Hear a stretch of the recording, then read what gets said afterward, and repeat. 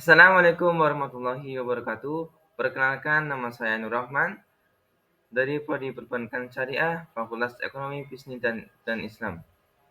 Pada kesempatan kali ini, saya akan mempresentasikan materi tentang peradaban Islam di Indonesia. Materi ini membahas bagaimana Islam masuk ke Indonesia, strategi penyebarannya, hingga perkembangan Islam di berbagai wilayah Nusantara. Pembahasan ini penting karena peradaban Islam memiliki pengaruh besar terhadap budaya dan identitas bangsa Indonesia.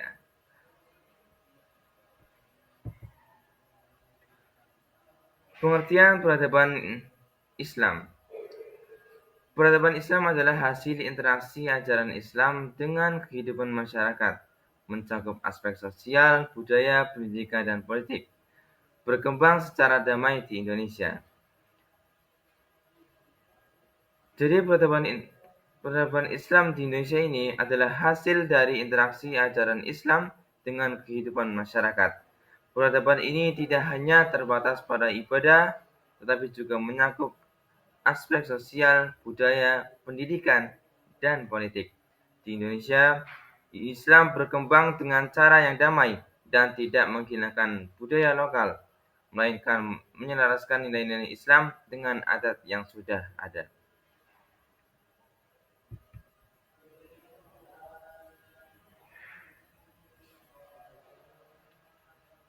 Jalur masuk Islam ke Indonesia.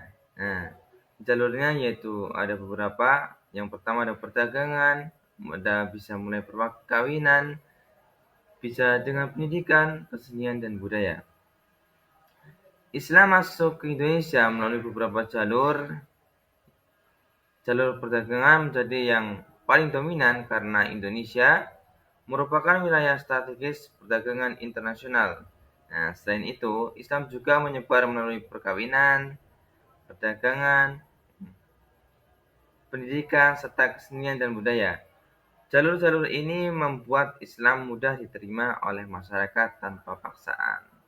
Jadi di sini masyarakat Indonesia masuk Islam tanpa paksaan karena eh, jalur masuknya Islam aja lewat perdagangan, ya, perkawinan yang dimana orang-orang non Muslim itu eh, ngikut Islam karena dari perkawinan tersebut.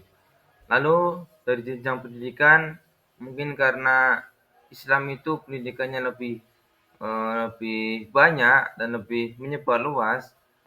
Lalu banyaklah dari mereka yang ikut masuk Islam karena pendidikan.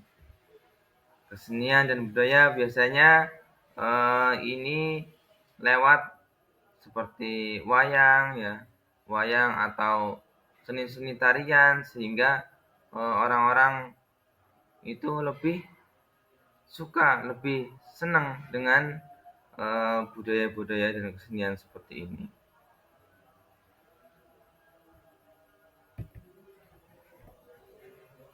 Selanjutnya, teori masuknya Islam. Islam di Indonesia masuk dengan beberapa teori. Yang pertama itu ada teori Gujarat, yang kedua teori Arab, ada teori Persia, dan teori Cina.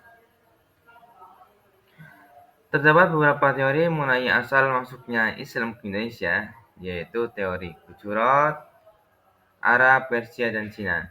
Perbedaan teori ini menunjukkan bahwa proses Islamisasi di Indonesia tidak berasal dari satu sumber saja, melainkan melalui berbagai jalur dan pengaruh. Nah,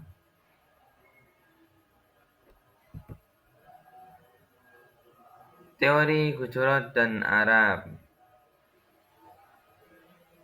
Teori Gujarat dibawa oleh pedagang dari India dari abad ke-13 Masehi. Buktinya dibuktikan dengan batu nisan Malik al-Soleh. Sedangkan teori Arab, Islam datang langsung ke dari Arab abad ke-7 Masehi. Itu dibuktikan dengan catatan pendeta atau dari pendeta menjelaskan ya terkait dengan satu sing. Di teori Gujarat menyatakan bahwa Islam dibawa oleh pedagang Muslim dari India pada abad ke-13 Masehi. Bukti yang sering digunakan adalah batu nisan Raja Malik al-Soleh di Samudra Pasai. Nah, itu. Lalu sementara teori Arab menyebutkan bahwa Islam masuk langsung dari Arab sejak abad ke-7. Hal ini diperkuat oleh catatan perjalanan pendeta Ising yang menemukan pemukiman Arab Muslim di Sumatera. Jadi adanya teori Arab ini asal mulanya yaitu dari perjalanan pendeta yang dimana pendeta ini menemukan sebuah pemukiman Arab yang ada di Sumatera. Teori Persia dan Cina. Teori Persia didasarkan pada kesamaan budaya seperti peringatan 10 Muharram ya atau Asyura yang masih dilakukan di beberapa daerah di Indonesia. Selain itu terdapat kesamaan ajaran tasawuf.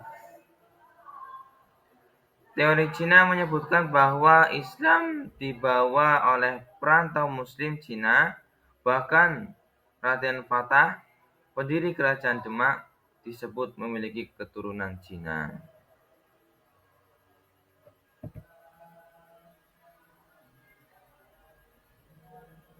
Strategi dakwah Islam. Strategi dakwah Islam di Indonesia ini dilakukan secara damai dan bertahap. Para penyebar Islam tidak memaksakan ajaran, tetapi menyesuaikannya dengan budaya dan adat masyarakat setempat. Inilah yang membuat Islam berkembang luas tanpa konflik besar. Nah, jadi di sini strategi dakwahnya di Indonesia itu mereka menyesuaikan tempat-tempat yang ada di wilayahnya. Jadi cara penyebaran Islam, cara mengenalkan Islam kepada orang-orang terdahulu itu lewat penyesuaian di daerah masing-masing. Karena jika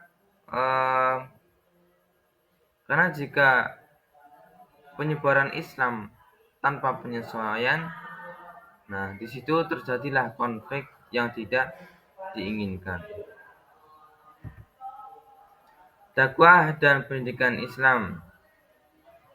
Selain perdagangan dan perkawinan, pendidikan menjadi sarana penting penyebaran Islam. Ulama mendirikan lembaga pendidikan seperti pesantren ya di Jawa, Dayah di Aceh, dan surau di Minangkabau. Jadi lembaga-lembaga ini tidak hanya mengajarkan agama, tetapi juga membentuk karakter masyarakat. Nah, jadi selain dari perdagangan dan perkawinan ya, memang sih paling banyak itu dari perdagangan dan perkawinan. Tapi selain itu, Islam ya menyebar itu lewat juga pendidikan seperti pesantren ya, pesantren yang di Jawa. Kalau sekarang ini pesantren itu udah lebih banyak banget, udah banyak ya pesantren. Dimanapun insya Allah ada pesantren kalau sekarang. Islam di Sumatera. Sumatera merupakan wilayah pertama yang menerima Islam. Di daerah ini berdiri kerajaan Islam seperti Perlak dan Samudra Pasai. Aceh kemudian berkembang menjadi pusat Islam dan dikenal sebagai Serambi Mekah karena hubungan eratnya dengan Timur Tengah. Ya. Jadi di sini wilayah awal masuk Islam itu di Sumatera ya, di Sumatera. Terus kerajaan Pelak dan Samudra Pasai. Nah, itu yang kerajaan Islam yang berdiri di Sumatera. Nah, terus eh, Aceh. Kenapa Aceh sebagai pusat Islam? Karena ya hubungan eratnya dengan Timur Tengah, itulah. Itu penyebabnya. Islam di Jawa. Di Jawa ya, perkembangan Islam berlangsung pesat seiring melemahnya kerajaan Majapahit. Berdirilah kerajaan Demak sebagai kerajaan Islam pertama di Jawa. Peran Wali Songo sangat besar dalam menyebarkan Islam dengan pendekatan budaya. Nah, jadi Wali Songo ini eh, perannya itu bermacam-macam ya. Ada yang lewat wayang, ada yang lewat lagu-lagu Jawa ya. Ada juga yang memang eh, strategi dakwahnya itu secara mengembala ya, perjalanan.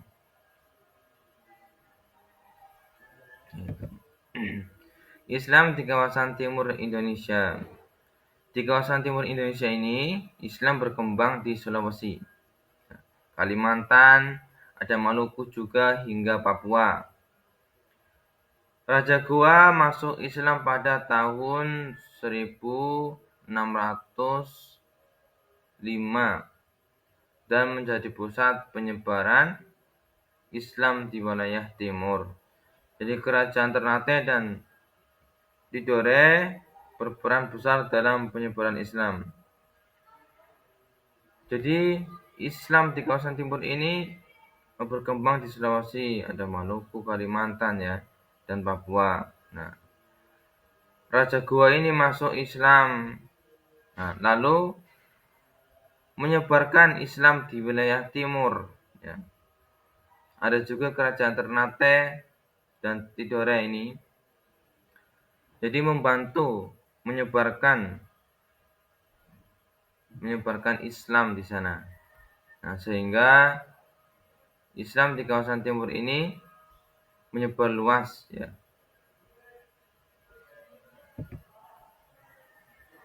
Kesimpulannya adalah dari pembahasan ini dapat disimpulkan bahwa Islam berkembang secara damai di Indonesia, berakulturasi dengan budaya lokal dan memberi pengaruh besar dalam pembentukan peradaban bangsa Indonesia. Jadi teman-teman semuanya,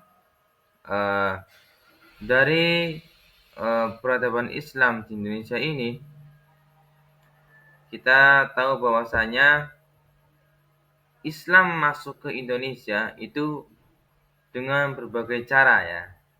Ya, salah satunya itu tadi ada yang berdagang ya lewat perkawinan, ada juga yang lewat pendidikan yang dimana para ulama dan orang-orang tokoh-tokoh Islam itu mendirikan sebuah pesantren untuk menyebarluaskan Islam dan menjadikan orang-orang paham terkait dengan Islam atau ilmu agama. Selain itu, ya Indonesia